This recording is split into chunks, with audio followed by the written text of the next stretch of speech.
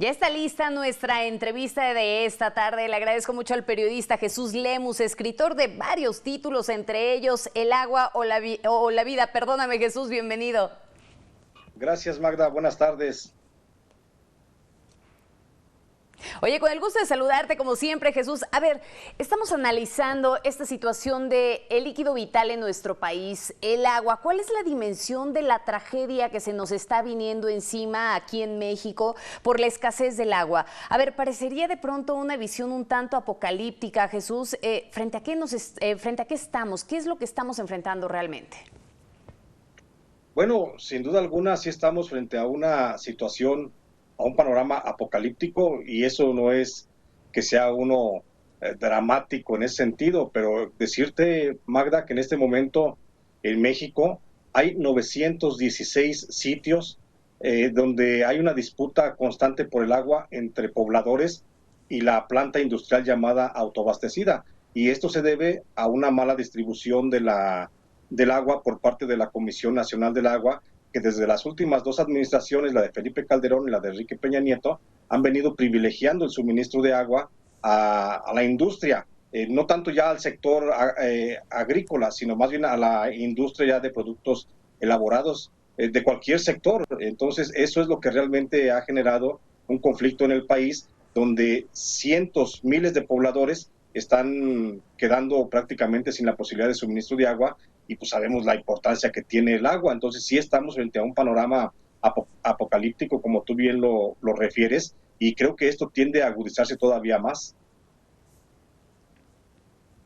Fíjate que es curioso esto que mencionas, ¿no? Porque sin duda sabemos que a lo mejor las razones son un tanto distintas, pero justamente el año pasado tú y yo platicábamos acerca del conflicto de Chihuahua, un conflicto por el agua, pero entre pobladores y el propio gobierno federal. Sí, es correcto. La situación que se da, por ejemplo, en Chihuahua entre pobladores y gobierno federal, porque el gobierno federal, a final de cuentas, está tendiendo a privilegiar a la planta autoabastecida, pero realmente el conflicto es entre el sector empresarial y los propios núcleos poblacionales que se están viendo arrebatados del recurso. Y te voy a poner un caso, por ejemplo, muy concreto.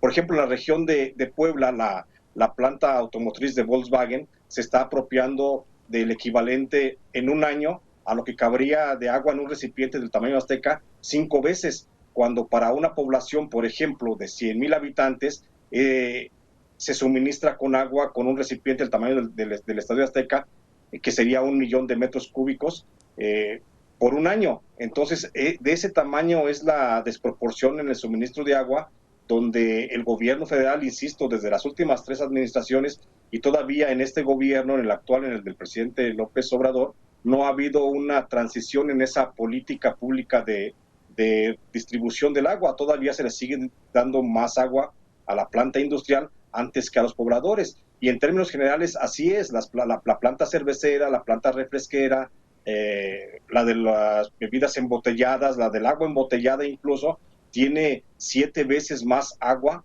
que la que puede tener una población.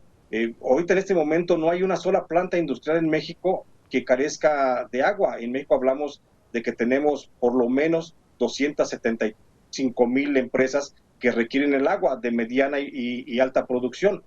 Pero tenemos también que, por ejemplo, de acuerdo a los datos del INEGI, 5 de cada 10 mexicanos no tienen acceso al agua. De ese tamaño es la desproporción del agua, es decir, el gobierno federal está privilegiando entregar este recurso a la planta industrial para fines económicos, pero está dejando pues a la población sin esa posibilidad de suministro. Oye, Jesús, dime una cosa, porque parecería de pronto que esta privatización del agua ha avanzado con mucho sigilo, ¿no? ¿Qué problemas son los que están enfrentando las ciudades en donde el agua se ha privatizado, en donde ya hay empresas que se dedican realmente a proveer este servicio? Y es que hay que recordar, justamente con Enrique Peña Nieto, el asunto de la privatización del agua, bueno, generó muchísimo ruido en su momento. Se hablaba de estos decretos que habían sido firmados mientras el país entero veía un partido de fútbol, ¿no?, de la selección mexicana. Entonces, ¿realmente qué es lo que ha pasado? ¿Ha cambiado algo ya en este sexenio a raíz de eso que sucedió casi al finalizar el sexenio de Enrique Peña Nieto?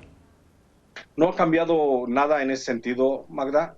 Todavía en este momento hay por lo menos siete ciudades de importancia en el país que ya tienen con asociaciones privadas para el manejo de agua, y esto les ha costado pues muy caro a la población, no solo porque se sigue privilegiando el suministro a la planta industrial, sino porque el agua es cada vez más cara. Te lo pongo bien sencillo. La planta industrial paga por un metro cúbico de agua, el que cabe, por ejemplo, en un tinaco, paga 19 pesos por cada vez que utiliza un metro cúbico de agua, pero la población que no tiene acceso al agua paga por ese metro cúbico de agua 75 pesos en promedio. Entonces, ahorita en este momento se sigue dando la posibilidad de la privatización del agua. No estamos lejos de que ocurra lo que ya sucede en Estados Unidos, que de tal importancia es el manejo del agua que ya se cotiza en la bolsa de valores. No estamos lejos de esa posibilidad, y ahorita en este momento te puedo asegurar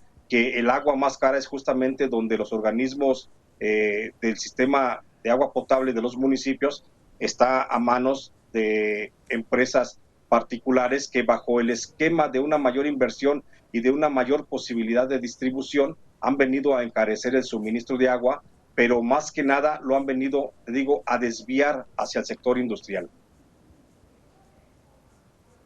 Oye, pero ¿no te parece que finalmente las empresas particulares que se han movido en este terreno de la privatización, pues han tenido también un argumento muy válido, Jesús, y que justamente ha sido las fallas del gobierno federal o de la administración que sea, ¿no?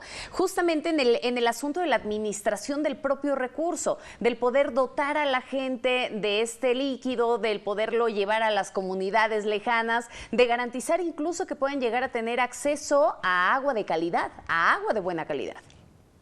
Sí, ese es el argumento que ellos establecen para poder apropiarse de los contratos para la explotación de los sistemas municipales de agua potable, pero hasta el momento no tenemos ningún antecedente donde veamos un organismo particular que esté haciendo más eficiente la entrega, sino por el contrario, se está disminuyendo el abasto de agua a los pobladores de sus localidades, pero se está desviando pues hacia otros sectores que están pagando el agua, te digo, a más bajo precio. Entonces, no hay un argumento real en este momento, Magda, que señale que la asociación público-privada en el manejo del agua está siendo eficiente. Al contrario, esto ha hecho que repunte la violencia en algunas regiones, por ejemplo, del norte de Sinaloa, del sur de Chihuahua, de Durango incluso, o por ejemplo en el centro del estado de Michoacán. Estamos viendo este tipo de conflictos que están llevando a la violencia, donde aquí cabe otro factor también que tenemos que considerar y ponderar de manera muy importante, Magda,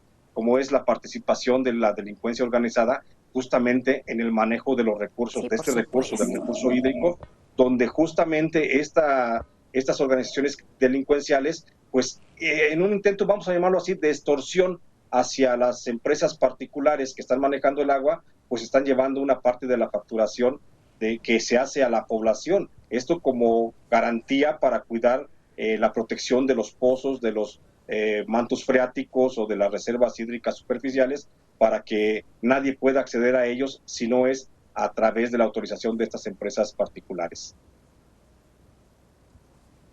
Sí, por supuesto, ellos ahí se encargan también del control de todos estos lugares, ¿no? De las presas, en fin. Oye, dime una cosa, en este sentido, Jesús, la venta de agua embotellada también es otro camino a la privatización, ¿cierto? Se está dando, por supuesto, la privatización a través de la venta de agua embotellada. Tenemos el caso de Santa Rita Tlahuapan en el estado de Puebla, donde una empresa transnacional, una firma suiza, se ha apropiado prácticamente de todo el deshielo que baja del Iztaccíhuatl. Entonces, esa también es parte ya de la privatización que se está viviendo y que se está sufriendo en el país, donde baja el agua prácticamente sin ningún proceso, se le embotella, y una botella de agua se vende prácticamente a lo que cuesta un metro cúbico de agua del que puede hacerse esta empresa. Entonces, el manejo del agua embotellada que hacen otras empresas refresqueras principalmente, ha sido un gran negocio, y ellos mismos lo reconocen en diversos informes internos, donde reconocen que su mayor mercado está justamente donde ellos explotan el agua para que a la gente no le llegue, y así poder crear un mercado para la venta del agua embotellada. Para que podamos concluir, Jesús, ¿cuál es el camino? ¿Qué nos espera? Aquí lo único que podemos esperar es que el gobierno federal pudiera modificar la estrategia de la política pública en la distribución del agua y que viera un poquito más por las necesidades de la población y que comenzara a dejar de suministrar de esa forma tan brutal en lo que lo está haciendo a la empresa particular. Muchísimas gracias, Jesús, por esta charla. Como siempre, ha sido un gusto poder conversar contigo. Gracias, Magda. Un abrazo.